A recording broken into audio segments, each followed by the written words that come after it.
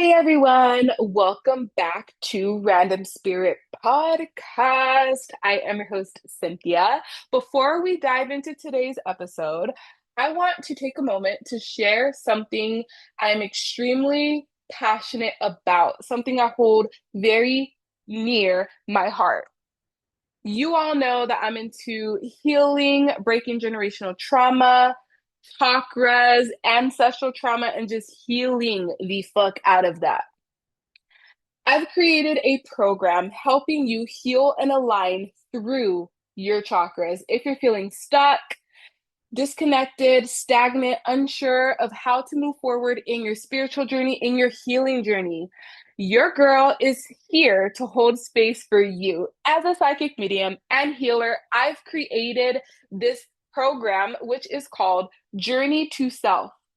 70 days of healing generational trauma from the root to the crown. This deeply transformative journey designed to help you heal, align, and rediscover who you are outside of these roles that we play in life. This program is designed for those who feel like the black sheep, misunderstood, heal generational trauma through chakra healing. We're freeing ourselves from old patterns so that we can reclaim the repressed parts of ourselves. We can love those parts of ourselves and we can step into our authenticity and into our power. I know that being on your spiritual journey, starting your healing journey, it's a lot. It is overwhelming. I have been there. This is why I am offering a free session called Break the Cycle Chakra Scan. Now, this is just like a little snippet. This is a little taste of what I have in Journey to Self. I scan one chakra wherever spirit leads me, one chakra, and I tune into your energy. I focus on that and I channel any insights to better understand any blockages, imbalances that you have in that energy center. I'll also share actionable guidance and activities so that you can go on and better connect with this energy center. We're connecting to our chakras. If this speaks to you, I would absolutely love to support you on your healing journey. I have a link that's going to be in the show notes that you guys can go on and book. Again, this is free to anyone that is absolutely sure that they want to join my Journey to Self 70 Days of Healing Generational Trauma. You can email me. I have everything in the show notes. Spaces are limited, especially for the free chakra scans. So don't wait too long to go on and claim your spot. Every journey begins with a small step. I would be honored to guide you on your healing journey. All right, let's dive in today's episode. Go on and grab your snacks, grab a drink, get comfortable. I hope you all enjoy this episode just as much as I did making it. Welcome, Danielle, the author and mother of two. Girl, I am so excited to do this podcast with you. I feel like your story is just like so inspirational, Thank you. It's right? great to be here. Go on and just like introduce yourself. What do you do? Who are you? So, I'm Danielle. By day, I work for a healthcare IT company in marketing. And I guess, on the side, I'm now a writer and going to be published author as of January 25th. So, I was a part of an anthology with 21 other women who told their story about motherhood. It's exciting. I have the two kiddos as well. So, they're, obviously also fun and take up a lot of time and energy, but I'm just enjoying the season because I know it's not always going to be that way. So the lead author her name is Jessica Buchanan, and she Mm-hmm. was kidnapped when she was working in Somalia, and she was Mm. kidnapped for 93 days, and she was rescued by SEAL Team 6 back in like Oh my 2010s. gosh, Yeah, so girl. she wrote a first book, a memoir, and went back and wanted to do another one. And the publisher was like, well, you've already done one. What else do you have to say? So she said, well, I have a lot to say. And she sort of made it her mission to become a publishing company so that she could help women publish their stories. For the last couple of years, she's done an anthology. So she's gathered anywhere Mhm. from 15 to 20 women, and every anthology has had a theme. So, like, Mhm. one of the anthologies was like reclaiming yourself, coming back to yourself. So, this is her first motherhood anthology. So, it is Desert to Mountaintops. And the anthology is, and the name for our book is The Pilgrimage of Motherhood. So, we have 21 other women who write from a whole spectrum of lenses, from women who, there's one woman who her son was diagnosed with cancer. And so she Oh. talks about that, all the way to the other side of another woman using plant medicine to heal her past traumas. And also another woman was trafficked. And so it's all, everything in between, all of these different stories. Oh. There is one woman in the anthology who doesn't have, physical children, Yeah, yeah. and Mhm. she's not a mother, quote unquote, but she does mother. So it's so inspiring to hear all of these different stories and know that everybody has their own, own story, own struggles, but to come on the other side and be on the mountaintop after you climbed this hill, gone through this journey, and now you can see, man, I climbed that mountain and I didn't think that I Yeah. would survive sometimes, but so it's going to be I think it's going to be a great book. And I think anybody who picks it up will find something that resonates with them. So Just the energy of you speaking about it, like my eyes are it's like, watering up.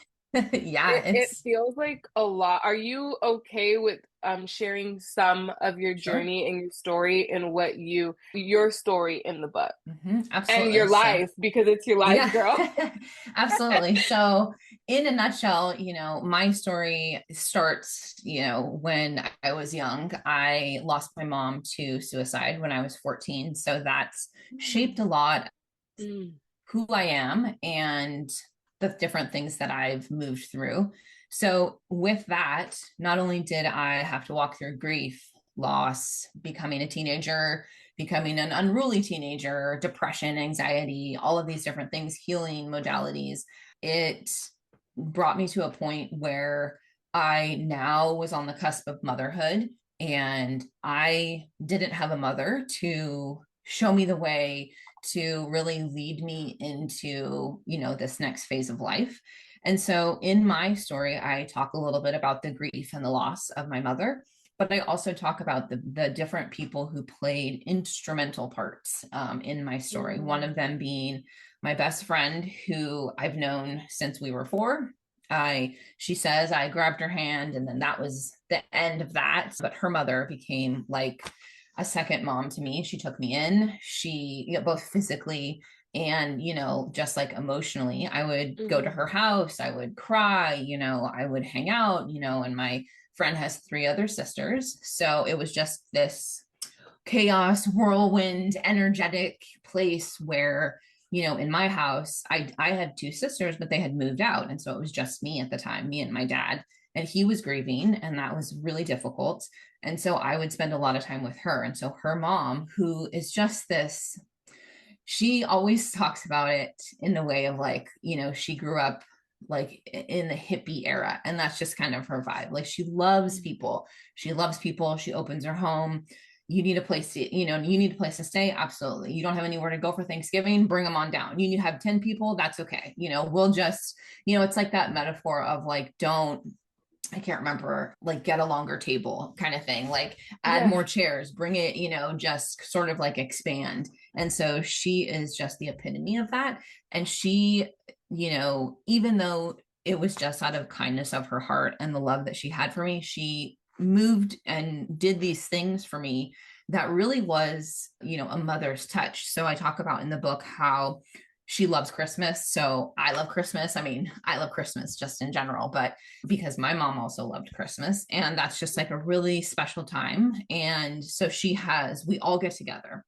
And I go there now since I'm more on the East Coast. Like we go every other year, but it's 5 daughters, so with me, and then all of the partners and kids and like all this kind of stuff. So it's just like this chaos and food and like I think I say like it's a Tetris of people and presents and everything's like decorated, and she gave me a hope chest one year, and I think it was like on my 16th birthday or something along those lines, just these really powerful moments in my life. She would call every year on the day that my mom had died, and she would check in. And so she just did these things that were really mothering and motherly. And I also talk about when my son was born that she has this computer desk, and all of the kids, all grandkids, have a picture on the computer desk, and it's a picture of her holding like just a little sweet innocent baby, and you can see her smile. And so I talk about the pictures, and I knew that my son would be on that mantle of pictures because she took me in as like a fifth daughter, she says. And so I went back and forth of the grief and the loss of not having my mom, and not having my mom be able to see my son and his laugh and his growing up. But little did I know that like she would be there. And this like second mom like wouldn't take her place, but would just come alongside me and give me such a feeling of safety and nurturing that I thought that I had lost when my mom had died. So I talk a lot about that, and sort of wrap up just with a boundless energetic 3-year-old. We're in the bath, like we're doing bath time, and I think I say I like step on a dinosaur, and I hold it close, and I think about how my life has changed since all those years ago when I lost my mom, and how much people who weren't even my family had come in and made this like beautiful tapestry of just support and love. And so it ended up being not the chapter that I thought that it would be, because I came into it thinking like, oh, I'm going to talk about being a single parent, or I'm going to talk about, my mom and the loss of that. But it really just transformed into really showcasing the love that my second mom had shown me, and then also the support from other people. And how I think one of the things I say in there is that like grief and love can coexist together. You can still live even if you've lost someone. And that was something that took a long time for me personally to really navigate. So Thank you yeah. for sharing that. Oh my Sure. goodness, girl. Whew. What inspired Yes. you to do your chapter? How did this happen? Yeah, so last year I turned 40, and so I was Woo! yay, and so I was like, I really want to do something for myself. I really want to have something that I've accomplished. And so I was on Instagram and found Jessica Buchanan is her name, and through one of her reels that went viral, I guess. And she talks a lot about her kidnapping and, Yeah. just life after that and during that, and what she thought about when she was in the desert.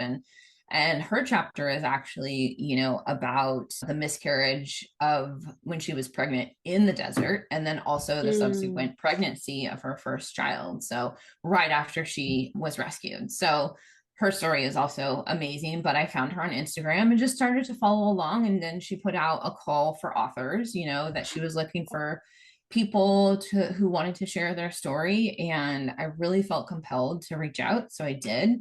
And then we had an interview, like a quick meeting, and she was like, I'd love for you to join this project. And so I said, absolutely. So it was a no-brainer for me, because I have always wanted to write in a professional sense. And there was a time when I was young that so I went to a private school growing up.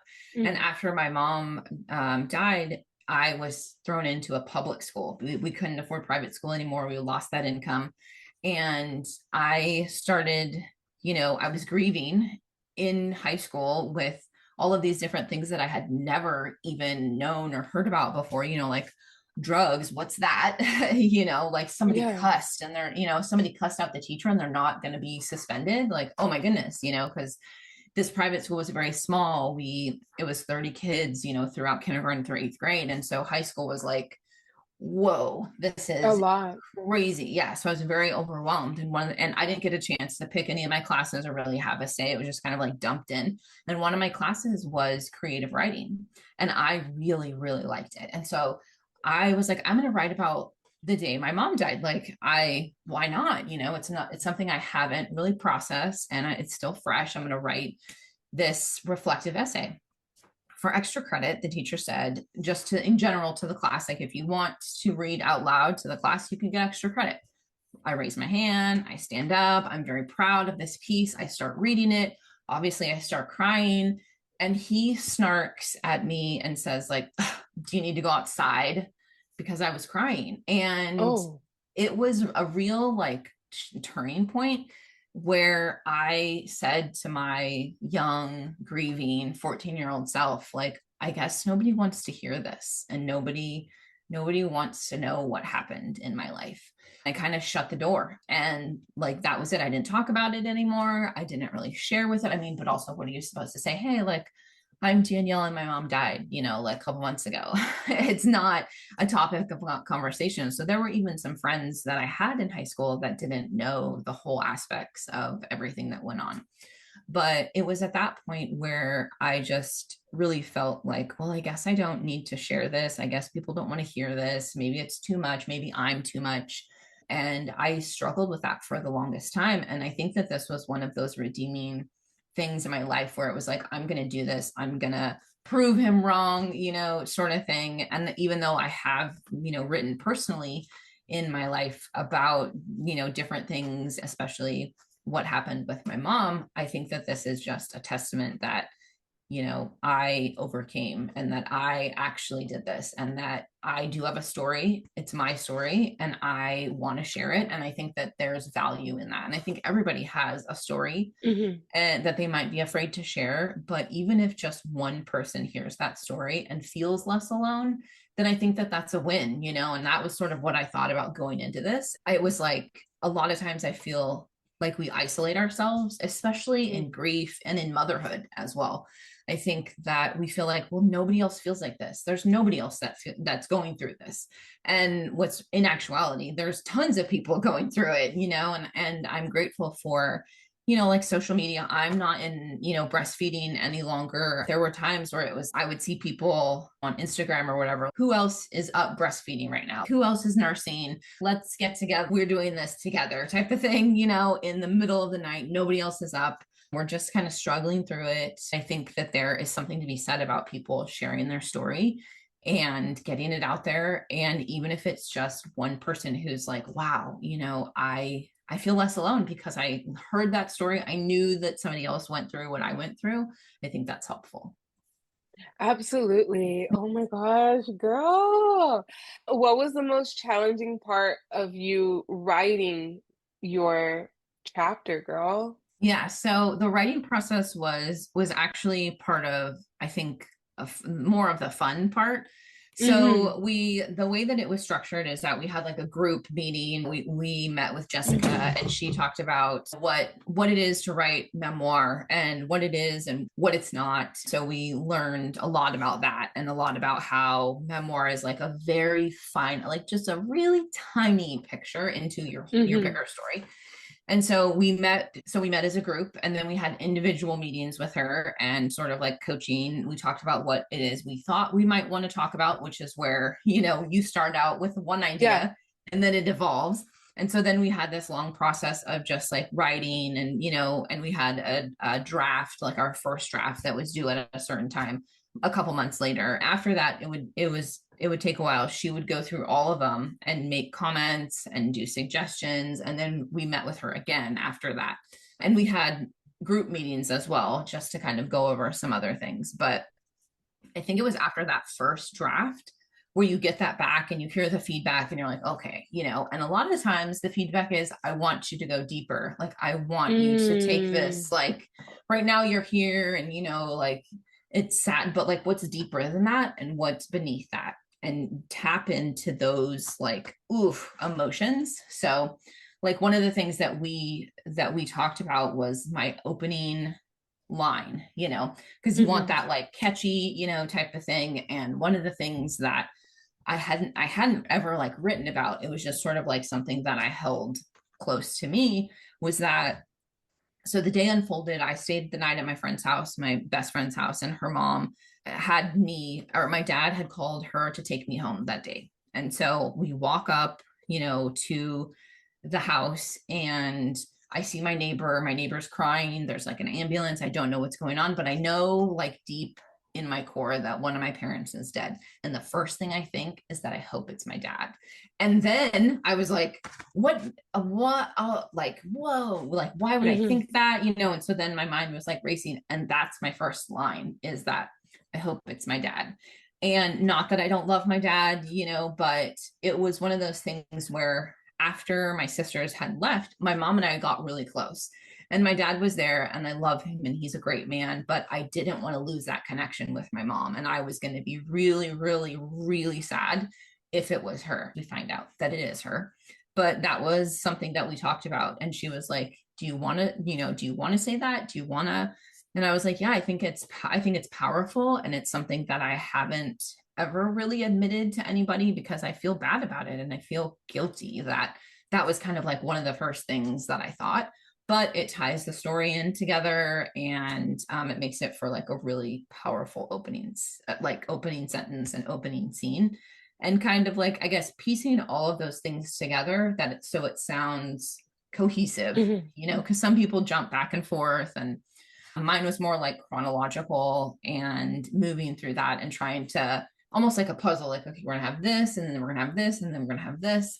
And then finally coming to sort of the end and being like, wow, okay, it's all come together. And this is a nice, cohesive piece that makes sense, that people can, relate to, or they can follow, like, okay, I get that. So I think the hardest part was just really honing in on those feelings, and really honing in on the selection of what are you going to put in, what are you going to kind of leave Yeah. out, what makes sense. So yeah. Okay. Have you ever thought about doing your own book? Yeah, so she offers, like, they are a like boutique indie publishing company, and so Hmm. they mainly focus on memoir writing, but they take pitches from authors who people who've been authors before or have never authored with them. And so I did think about doing my own book. And so it's not just going to be me, but I have signed on to do an anthology, same sort of process with a smaller group of people. Right now, it's just in like the planning phases, Hmm. and I'm looking for like 10 to 12 women who want to talk about grief and loss. So if anybody is interested in that, certainly they can reach out to me. But it's going to be that Absolutely. follow the same sort of process like that it is when she does her anthologies. Like, we'll have group meetings, we'll do one-on-ones, and then we'll move through the process together and then come out with a book about grief and loss, because I think that's something that's missing. When I was young, I think the only book that was really out there was like Motherless Mothers, and it didn't really have a whole lot that I could relate to as a young person. But I think hearing people tell their story about grief and loss, I think that that would be really beneficial. Have you ever thought about working with young girls that have lost their mothers? I have. When I was younger and I was in church, I've since deconstructed, but when I was in church, I loved the aspect of like mentoring and, youth group. I loved just Hmm. being able to connect with those people. And so I have thought about it before. I was actually a part of a grief and loss group. I was a facilitator for like all different ages. When I was younger, I lived in Nevada for a little while, and there is, I guess he fashioned it off of this place called the Dougie Center in, I want to say it's Hmm. like in Washington, and it's basically like a grief center. You can come in, like there's a lot of things that they can do, but they also have all kinds of grief groups, like all different times, all different ages. And so the founder wanted to do something similar in Nevada. And so it wasn't just because sometimes you find groups that are like, okay, well, it's just cancer, or it's Yes, yes. just, one They're thing like or honed one down. thing, Hmm. right, or one thing or another. And this was for every type of person that had been lost. And so I don't remember how I found him, but I found him. And so he started this organization. It's called the Solace Tree in Nevada. And I helped with being like one of the facilitators for that. And so it would be like, I want to say like one night a week, or maybe two nights a week. And so we would all come together and he would tell us like if there was anybody new that was joining and sort of like what their story was and who they lost. And then we would he would put us in different groups of like, okay, you're going to be with the teens, or you're going to be with the adults, or you're going to be with the kids. And so I kind of got a way to be with all kinds of different people and really facilitate connections and talking. And obviously, it was like completely different for the adults than it was for the kids. With the kids, you're just kind of playing games Hmm. or doing art projects. And so he did a really great training with us on just grief and loss and how to facilitate. And so I really enjoyed doing that. And I would love to find young women who've lost someone because it's so difficult. You almost feel just like, I guess, in a sense, lost that you don't, especially if you were close with your caregiver, that you lose that. And then you're like, okay, well, now what? What do I do? Hmm. How am I supposed to, move forward? And sometimes it takes a while. And one thing that I always, tell people who are in the midst of grief is that there's no right way. There's no, yeah, there might be like 7 stages, but what they don't tell you is that you could like roller coaster between those stages during a day, and you just have to take it like one step and like Hmm. one day, like 1 minute, whatever you can handle, whatever it is that feels good. Like, okay, I can take the next step, or I can take the next 5 minutes, and I can be okay for 5 minutes. That's, I think, the biggest thing that I've taken away is that there's not a timeline. It's not Yeah. linear. It's whatever you're feeling that day, that moment is valid because you've lost somebody. And it just, to me, it represents the amount of love that you had for them. I feel like grief is just love in a different form. So I have a question, and if it's Sure. too much, No. just please let me know. How has the loss of your mother and you becoming a mother affected you? Yeah, so it was hard. When I was younger, it was difficult in a sense to hear people talk about their mother and how they, maybe were fighting or something that they did, like, oh, I hate my mom. And, she made me do my homework or clean my room. And I'm sitting on the side like, man, I would give anything to hear her, have her nag me. But Mhm. that was like my own internal dialogue. But moving into even just those big moments that you walk through, like graduating high school, heartbreak, boyfriend, those sorts of like big things Mhm. was difficult. And then when I did find out that I was pregnant and all of that, and finally had my son, I was like, wow, this sucks. Like my mom's never going to be able to see him, never going to be able to hear him, like hear his laughs and cries and help me. But what I didn't realize was that she was never gone in it spiritually. Yeah. And I have since, like I said, I moved away from the church and really embraced more spirituality. And so anytime like I feel that she's near, I'll be like, hey, mom, sort of thing. Or butterflies are really big that I feel like that I see her Mhm. through. But also I've done a lot of medium readings and tarot and things like that, or had them. I don't do them, but I appreciate the people that do because that's, I feel like, the connection that I have with her. And one of the biggest things that really changed was when I did have a mediumship reading. My very first one, I was like Mhm. fresh off of deconstructing from church and Mhm. religion and Christianity. And all of those things are black magic and of the devil. I remember walking into like a very spiritual store, and at first I was like, oh, I'm just going to look around. I was kind of drawn to it. And and kind of just pushed that away. And then afterwards, I was like, I feel something, like I need to go back.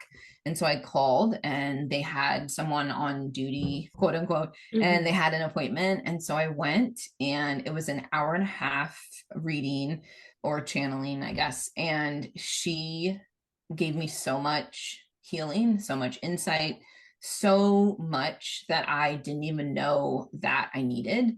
Yeah. And it was amazing. And what I feel like is sad is in the church and in Christianity, it's like when you're gone, you're gone. That's it. You're never going to see them again. You're never going to hear from them again unless you are reunited with them in heaven, sort of thing. And whereas I feel like I honor my mom in so many different ways, and I feel her in so many different ways as well. And that brings me a lot of peace, especially now. When my son was young, I struggled with feeling that loss again and again in different things, like, oh, he took his first steps, or and I who am I going to tell, or he's starting school and I'm sad about that. And being able to have those conversations with your mom, and how did you feel when I went to school, sort of thing. But I know that she's around. I can feel her, and anytime I have a reading or something, I know that she's always close. And I had this really beautiful vision when I was Hmm. pregnant with my daughter. I was really into meditation and decided to do what's called hypnobirthing or hypno babies. Hmm. And so it's a very meditative, you meditate really to get your mind off of the pain. And so you have these meditations that you listen to in the beginning at certain weeks, like 20 something weeks. And you start there and you start listening to them. And one of them is called Your Safe Place. And so it's this really beautiful meditation, and it brings you to your favorite place. And at your favorite place is one of your favorite people or your favorite Oh my peoples. goodness. And she was there. And so was my grandma, who's passed on. And it was like our most favorite vacation spot on the lake. And she was always sitting in a recline, like in, one of those lounge chairs reading a book. And so when it said, think about this person or people that you care about, and you see them and they're holding, your child, and then at the very end it's like they give you the child, type of thing. And so I would often go back and listen to those just so that I could sort of feel that again and feel that connection. But it was such a beautiful imagery of seeing my mom and my grandma Hmm. and my little baby who I didn't know yet, and seeing that transfer of, now we're giving you your child. So those types of things I feel so grateful to be able to have the experiences of. And just like little glimpses, I feel, as into maybe another world, the other side, or whatnot. And I always do, like every year, do another reading, and there's so many new things that come up, and it's Hmm. almost having a great conversation, catching up or whatever. And the first time that I did that reading, the woman was like, she's like, there's a female energy that ran to the front, I ran. love. and it was like, oh my goodness, like it was just so special. And it was nothing like I've ever felt or had experienced before. And it also solidified that this is something for me that is truth. Like, this, to me, this is not evil. This doesn't come from an evil place like Christianity thinks of, because I had more healing in that hour and a half that I spent with her than I did in therapy, like up until therapy at that time. This was when I was Yeah, like in my yeah. 20s. Anytime, any kind of medication that I was on, like, Hmm. all of that was just, it did not compare to what I felt and what I experienced when I had this reading with her. And it also gave me so much revelation into Yeah. myself and into her. I did have a really beautiful experience when we were at the book launch. There's a woman in the book who is a medium. And we were talking, like, me and this other woman were talking, and we're just, hanging out. And there's a bunch of people, like we were eating or something. And her and I were kind of talking. And the woman who's a medium kind of came over, and she was like, can I tell you something? And I was like, absolutely, I'm ready, because I always get really excited because I'm like, okay, what's in store? We had been talking about, I think, generational sort of things. And she came to me and she said, the spirit wants you to know that you did it. And I was like, okay, and she said, you be participating in this book and participating in what this is and all of the healing that you've done and that you've Yeah. experienced, put your energy into, you are breaking these generational curses. And she was like, your grandma didn't know what to do. She wanted to, but she had no idea what to do. And your mom started it and you finished it. And I was like, oh, that's amazing. It just Oh, gives me goosebumps even now thinking about it. And those types of experiences, I can't say that are negative or evil. I know there's a lot of feeling that goes into it, but I feel like it's so beautiful. And I think sometimes people just need a reminder that people do love them, even if they've crossed onto the other side, that your loved ones are never far, I feel like. And in Christianity, it's like, well, they're gone and we may never see them again. But now it's like they may be gone from the physical world, but they are still could be around and you could feel them in like a spiritual sense. a little bit off topic. Do you feel Sure. like the church, the religion, Christianity, did it help you with uh, your grief? not not explicitly, Okay. I always think about growing up, and it was in an indoctrination from the beginning. I grew up with Hmm. church and the Bible and all of the parables and all of that kind of stuff. So that's all I really knew for a while. And after my mom died, I had so many questions that could not be answered. Why did she do this? Is she going to go to heaven? Because dying by suicide Yes, is yes, not yes. is not a positive thing in the church, and it's like straight down. And I struggled with that a lot when I was younger because I didn't want to believe that this all-knowing, all-loving entity would want to send somebody to hell Yes, yes. because they were suffering. And through all of the different experiences that I've had to accept that it was never about me. It was never about how much she loved me, because I knew that she loved me so much. It wasn't about that. It was that she wanted to end the pain. So there wasn't a whole lot of support from my church directly. They did meals for a little while, and that was kind of it, but nobody really checked in. How are things going? Except for my friend's mom, who also went to our church at the time. And because of grappling with all of those different questions, it just led me to ask more Yeah, questions. There was a time where I said to myself, I have to figure out if this religion, if this ideology is mine, or yeah, if it's my parents and I'm just going yeah. along with it because that's what I think they want. And so there was a time where I dove in, I said, I'm going to do this, found my own church that I wanted to go to, got involved, young adult group, this and that, went off and did some ministry, discipleship program, Oh, all kinds of stuff. wow. I did, yeah.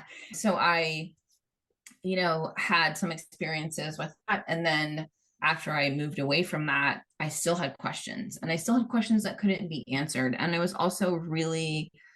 was almost tired of trying to attain something that felt unattainable. And I continued to question. And then I had this experience with this medium, and that really sort of put me on a path of spiritual exploration. And so now I really like the idea of the universe. And Yes. I like the positivity, because in Christianity, and don't get me wrong, my dad is still 100% full blown, Yeah. deacon at his church, reads his Bible every day. For him, that works. And I'm glad. Yes.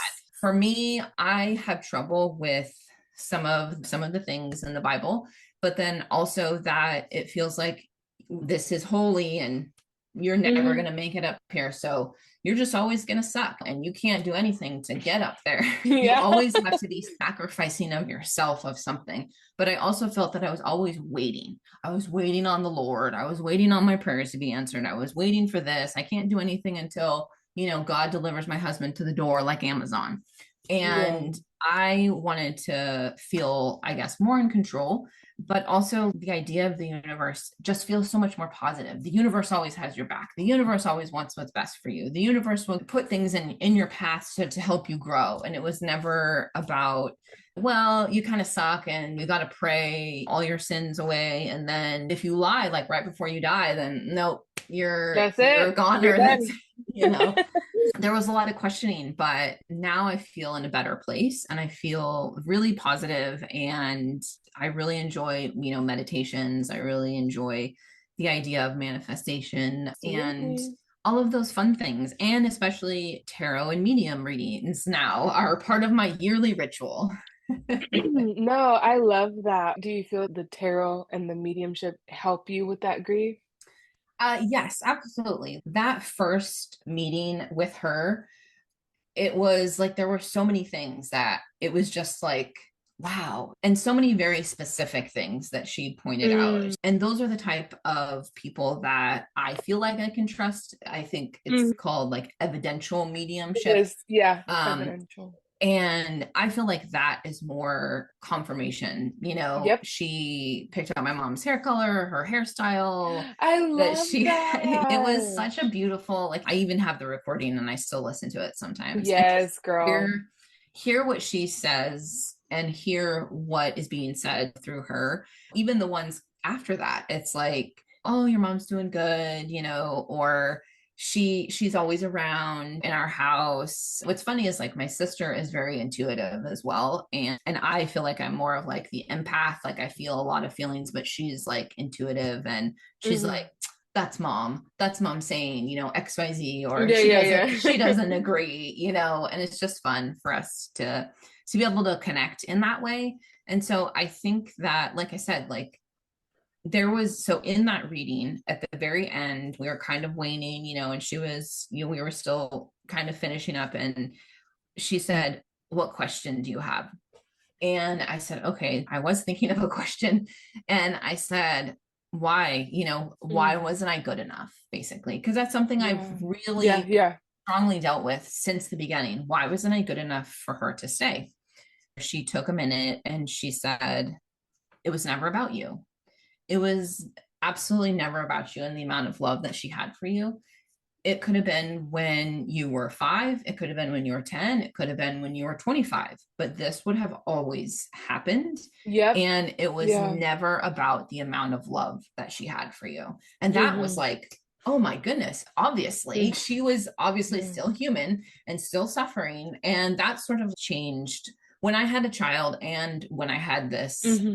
reading. That sort of like changed my mind as, okay, my mom's human, she was suffering, Hmm. and she had a disease, and that's what ultimately took her.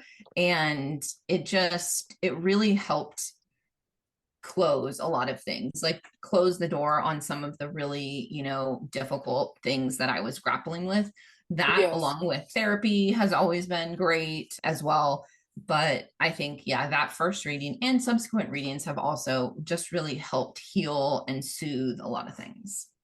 I love that. I feel like I agree with you. There's different paths to Right. healing and different paths to God's source or whatever you want to call it. Absolutely. Last question that I have, Sure. and then I'm gonna read you the cards that I pulled for you. Absolutely. What message or takeaway do you hope that people reading your book, people listening to this podcast, what message do you have for them?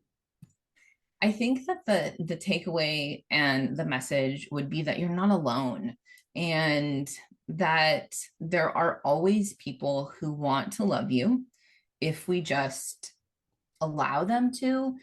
Yeah. In my single parenthood journey and in my grief journey, I felt so alone. However, there Hmm. were so many people who became family Do you need me to pick up your son? Absolutely. You need me to be on the pickup list? Can I take him overnight? Can I take him That to is so like sweet. I love that. it's just, and these people were not any type of family, you know, and so, there's some people who are like, oh, family blood is thicker than water. But what I've realized is that you create, you know, a community of people. And Mm-hmm. even if you're in the depths of grief, like there are people who want to to come into your life. There are people who want to help you. And it might not have to be about reaching out, but it might be allowing people to help you.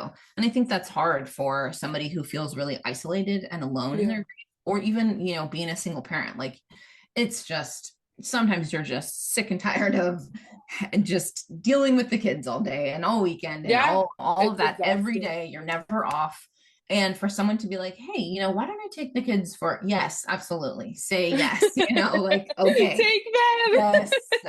And I love to try and be that for people. And sometimes it's not even a matter of asking. It's like I've seen a lot of things on social media where it's like, hey, I can do this or I can do this and you can choose. Or I can leave dinner at your door and never see you, or we can go to dinner, or I can take the kids and you can go to dinner, or Mm-hmm. you know, but let me be there for you. Allow me to help you and be there in Yeah. the depths of whatever it is that you're going through. And I have a lot of people that I'll do that for and that I've done that for. And I feel like it's really special to be able to have people like that, but also now more on the other side of single parenthood and grief, being able to offer that to other people as well. So I think that there's hope, I guess, is Yes.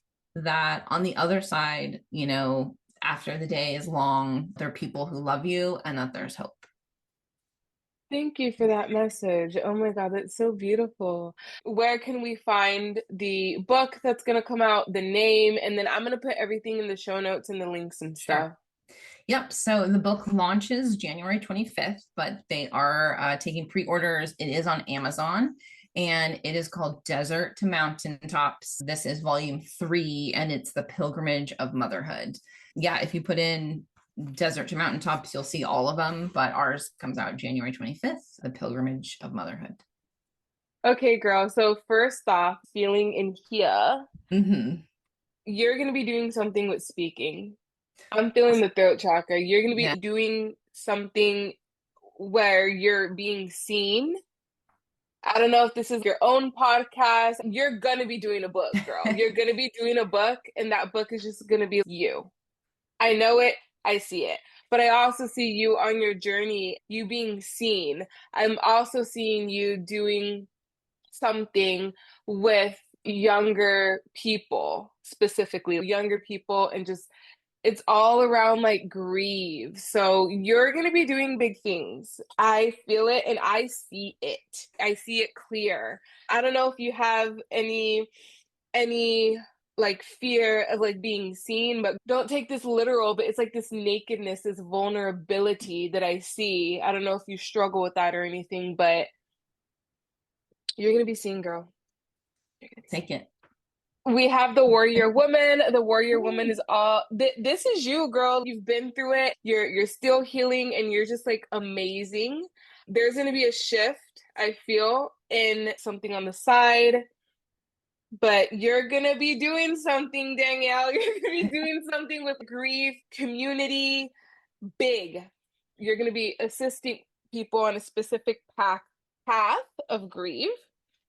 Okay. And then the last card, we have ceremony. Ceremony has everything to do with not having that instant gratification because it takes time to build, do things. But I do see it, girl. I see it nice and clear for you.